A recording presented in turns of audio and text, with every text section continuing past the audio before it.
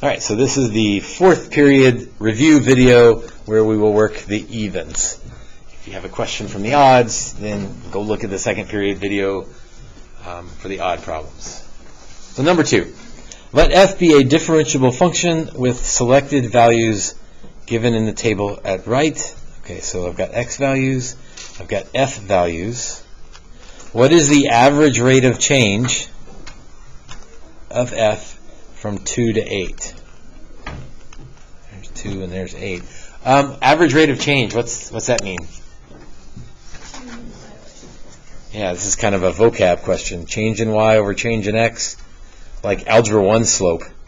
So it's a algebra 1 question pretending to be a calculus question. So all I have to do is my algebra 1 slope, y2 minus y1 over x2 minus x1. So negative 15 minus 7 over 8 minus 2. So negative 22 divided by 6, but that will reduce to negative 11/3. So average rate of change is algebra slope. Instantaneous rate of change, we're not doing number 3, but instantaneous rate of change, that would be derivative. They both tell you a slope, but one's the slope between 2 points, the other one is slope at a point. So algebra slope versus calculus slope. Number 4, find f prime. Oh, this is as straightforward as we can get. So this is just 15x to the 4th minus 12x plus 1. 15x to the 4th minus 12x plus 1. And you can see some of the common mistakes that are made in those answer choices. Sometimes people forget to take the derivative of 91 and have it go to 0. I guess that would be the most common mistake. Number 6, another instantaneous rate of change. Fancy word for derivative. Oh, I've got options here. Now that we know the quotient rule, I could use the quotient rule, but I think it would be easier. What would it be easier to do? What's that? Power rule? Is that what you said? Yeah. Yes, but I can't do the power rule yet. I mean, just divide out the... Yeah, I can do the algebra step first and make myself an easier problem to deal with. And that is 24 over x, but I don't really like 24 over x. I'd rather 24x to the negative 1, because then I can use the power rule. So now I can take the derivative, and I avoided using the quotient rule here. 3x squared minus 2 minus 24x to the negative 2. When x equals 2, so we'll plug in 2. 3 times 4 minus 2 minus 24. I'm going to go ahead and put that x squared in the denominator because that makes more sense when I'm plugging in numbers. Let's see, 12 minus 2 minus 6. 10 minus 6 is 4.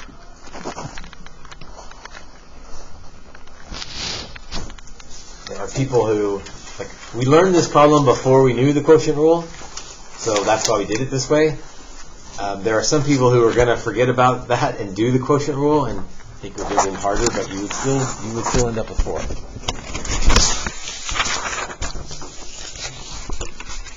4. Number 8. 3 sine to the 4th of 5x. That 4 throws people off. I'm going to rewrite this as sine of 5x to the 4th. What's the main rule that's going on here? Chain rule. And how many chains are there? 2. I'll have to take care of the 4. And then I'll take care of the sine, peeling off the layers. And then I'll take care of the 5x. Let's see if we can put this together here. So the 3 is along for the ride. 4 comes down front. That's just power rule. So 4 times the inside stuff to the third. Don't mess with the inside stuff because we eat blow pops one layer at a time, not crunching them through all at once. So that's still sine of 5x. Chain that to, what's the derivative of sine? Cosine. Cosine of what? 5x, because we don't mess with the inside, like one layer at a time, times the derivative of 5x is 5. Okay, now the answer doesn't look like that because they combined the pieces. 3 times 4 is 12, times 5 is 60. But not cosine cubed.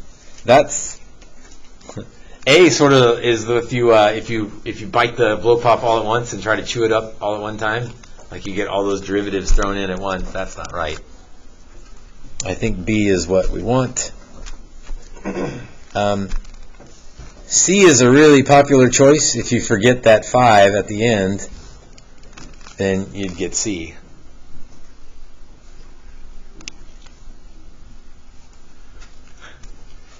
A couple years ago, someone asked, for chain rule problems, is it always just the longest, biggest answer?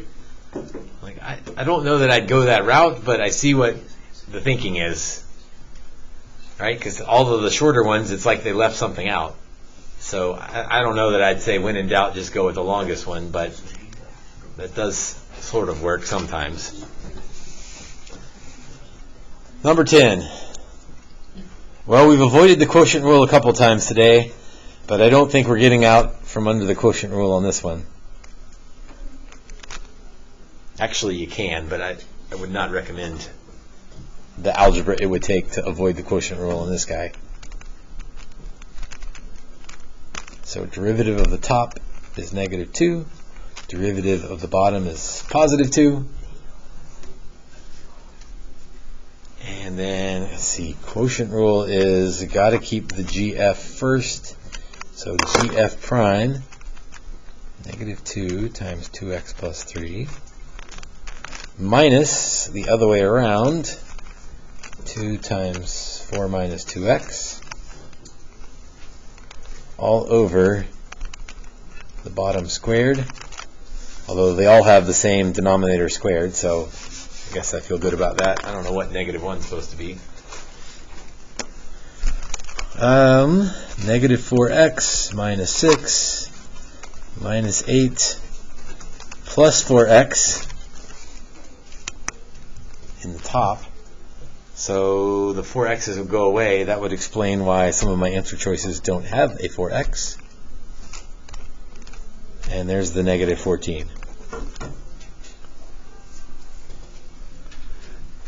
By the way, if you don't put the GF first, you would have ended up with a positive 14. And you would have messed up the problem. You have all kinds of problems when you don't keep the GF first. Number 12.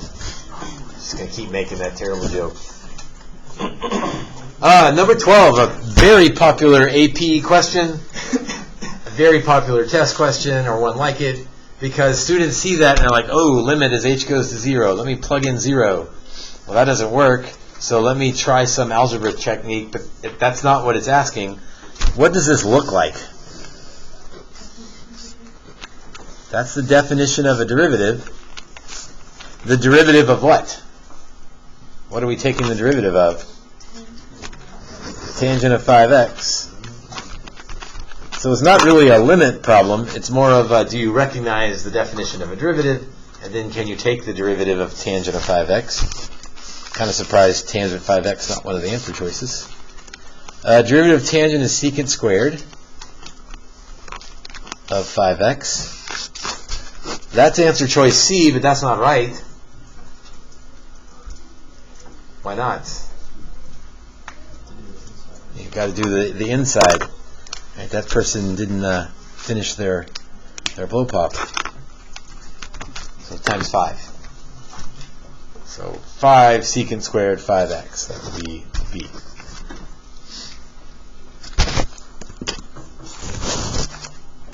(14), a very similar problem. That would be the definition of the derivative of sine at pi over 6. So be careful, it's not the sine of pi over 6. That would be 1/2. Probably why that answer is there. Derivative of sine, that would be cosine. And the cosine of pi over 6 would be root 3 over 2. So those limit questions, if they look like a definition of a derivative, if that's what they want you to do, not actually mess with the limit, but recognize that it's a derivative. 16. This is like number 19 from that last worksheet. Equation of a tangent line to this curve at this weird point. So I'm going to need a derivative, which means I'm going to need a quotient rule. Although at least the pieces aren't bad. F prime is 4, G prime is 3, so that's at least tolerable, easy. Quotient rule, GF better come first. So 4 times 3x minus 4 minus the other way around, 3 times 4x plus 2 all over the denominator squared. And I want to evaluate that at 4. So I could plug in 4 right now, but I think I want to simplify the top a little bit first, because it looks like stuff's going to go away. 12x minus 16 minus 12x minus 6. So that gets me to negative 22 over 3x minus 4 squared. And I want to plug in 4, so negative 22. 12 minus 4 is 8. 8 squared is 64. That reduces to negative 11 over 32. That's, what did I just find? What is that? The slope.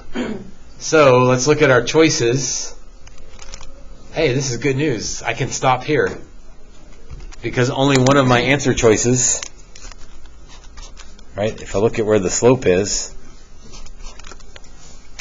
only one of them is negative 11 over 32, so it's got to be A.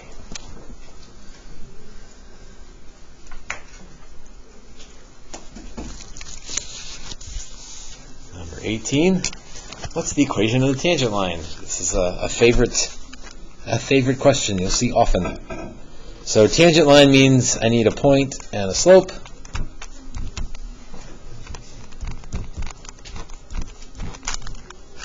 So my x value is pi over 2. To get the y value, I just plug it in. The cosine of pi over 2, cosine is the x-coordinate. The x-coordinate of that point is 0. And my slope will be the derivative at pi over 2. The derivative of cosine is, this is the one we mess up a lot, negative sine. Derivative of sine is cosine. Derivative of cosine is negative sine. So negative sine of x. So negative sine of pi over 2. I've already got my picture there. So sine of pi over 2, that's the y-coordinate, that's 1. So that's negative 1. So y minus 0 equals negative 1 times x minus pi over 2. And that's pretty close to negative x. But if I distribute that minus sign, it becomes plus pi over 2. So answer choice C. that, if you missed that one and you put answer choice D, then you deserve the calculus is easy, algebra is hard stamp, right? It means you did all the calculus right, and then you didn't distribute the minus sign, and so just keep being careful on your algebra. All right, lastly, number 20. If u and v are both functions of x, f of x is u times v, then, what's that symbol mean? Double prime, so what do I have to do? Yeah, second derivative. And there is no shortcut for a second derivative. There's no way to just like jump straight to the answer. Students are always looking for like the shortcut. How do I do a second derivative? You just have to do the derivative twice. There's no other way around it. So this would be the product rule. I don't really need to even label these because it's just going to be u and u prime and v and v prime. So the first derivative would be u times v prime plus v times u prime.